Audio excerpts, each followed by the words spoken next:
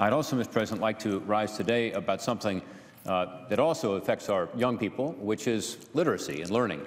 This happens to be Read Aloud Month. It's a month that this United States Senate has established as March being the month when we hold up those who read aloud to their kids, because we have found that it's incredibly important for a child's development, particularly for the ability of a child to become adept at other subjects in school through just being read to, the literacy that results from that. There's a campaign called the Read Aloud campaign. I want to congratulate them for the good work they do around the country. They started in my hometown of Cincinnati, Ohio, so I'm very proud of them, but now it's a national effort.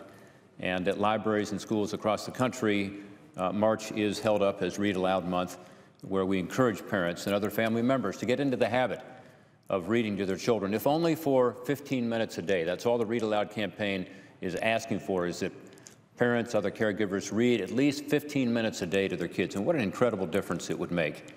There is one study that's quite well known now that shows that, on average, by the time a child born into poverty reaches age 3, he or she will have heard 30 million fewer words than his or her peers who are not in poverty. What does that mean? 30 million fewer words. It means that those children born into poverty are at a severe disadvantage. It means that they can have a lifetime of consequences that are negative for them. The more we learn about the way the brain develops, the clearer it is that verbal skills, like other skills, developed as they are used and atrophy as they are neglected. And the younger children are, the more important this is. So reading to children, particularly younger children, is incredibly important to their development. By the way, even though this information is now out there, and again, Read Aloud campaign is doing a great job of getting the education out there, we're told that in 40% of families in America today, even with all this information, parents, other caregivers are not reading to their kids. There's a doctor at Cincinnati Children's Hospital, Dr. Sippy Horowitz-Kraus, who's a real expert on this topic, and this doctor has stated, the more you read to your child, the more you help the neurons in the brain to grow and connect. So that's sort of the physiological change that occurs.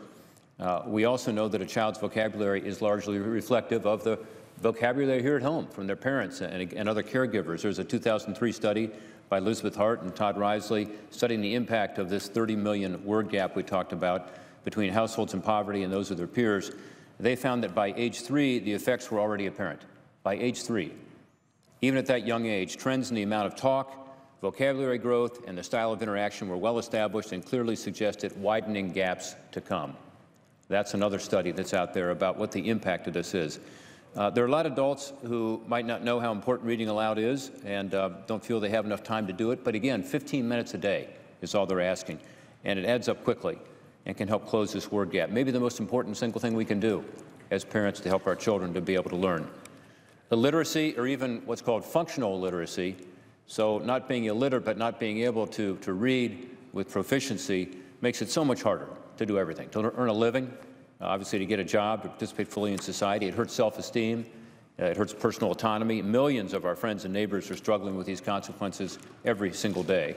According to the Department of Education, there are about 32 million adults in the United States who can't read. 32 million. Nearly 1 out of every 5 adults reads below a 5th grade level. Nearly the same percentage of high school graduates can't read. So 1 out of every 5 high school graduates not being able to read. I mean, this is an embarrassment for us as a country, our school system, and certainly what's not going on in our families, which, again, can help to get these kids off to the right start. For these adults who are functionally illiterate or illiterate, they all started off with this disadvantage we're talking about, not having this opportunity at home. Some parents may say, okay, Rob, how do we afford this? Because children's books aren't inexpensive, and how do you get the online resources you might want to be able to read to your kids, if not books? And I have one simple answer for that, which is get a library card. Our libraries in Ohio and around the country are all into this effort. They've all rallied behind it, and they're all eager to be a part of this. Jane and I, my wife Jane and I, made it a priority to read to our kids growing up. And a lot of that came from books we took out of the Cincinnati and Hamilton County libraries. It also had the consequence of introducing our kids to the libraries and helped them to become lifelong readers and learners. But that's one way for those who are wondering, how do you sort of start this thing? Well, get a library card, go to your library, and get started there. I'm proud that Ohio has led the way in this effort. As I said, this campaign began in Cincinnati, and it's now becoming a national movement. We do talk a lot in this body about education, and we recently passed legislation that had to do with K-12 education reform on a bipartisan basis. I think it was an important step, but one thing it did is it returned more power back to the states and back to our families, which I think is a good thing. The new law also authorized grant funding for state comprehensive literacy plans, including targeted grants to early childhood education programs. So what we're talking about here, early childhood. It made sure those grants are prioritized for areas with disproportionate numbers of low-income families. We also authorized professional development opportunities for teachers, literacy coaches, literacy specialists, and English as a second language specialists. These grants, I think, will be helpful in empowering our teachers to do their part to help our young people, to learn, to read, and clearly our wonderful teachers have a role to play. But to my colleagues, while this is all fine, there is no substitute for the family.